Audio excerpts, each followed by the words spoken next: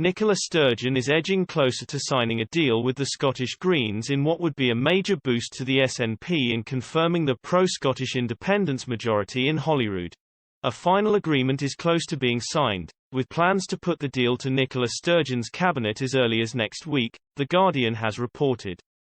The formal deal, which would not quite be a full coalition similar to that agreed between the Conservatives and Liberal Democrats in 2010, would give the SNP and Greens a clear majority in the Scottish Parliament.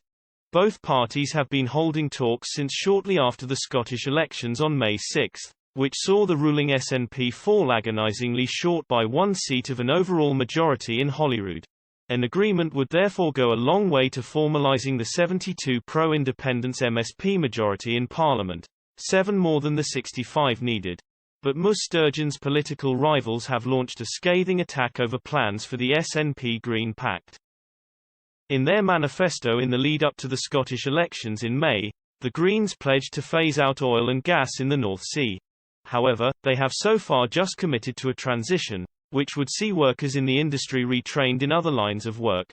Scottish Conservative Shadow Secretary for Net Zero, Energy and Transport, Liam Kerr raged, "The prospect of an SNP Green coalition of chaos is terrifying for the 100,000 workers and their families in our oil and gas industry."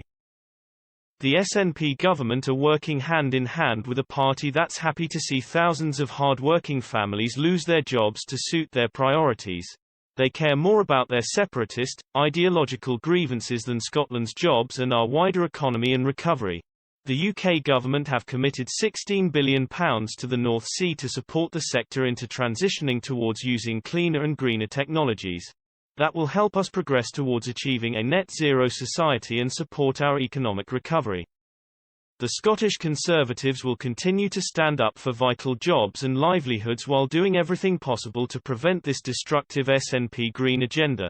Scottish Labour leader Anas Sarwar fumed, "This coalition isn't a surprise, it is just formalising a long-standing reality where Nicola Sturgeon and the SNP hammer our public services with cuts and the Greens nod along."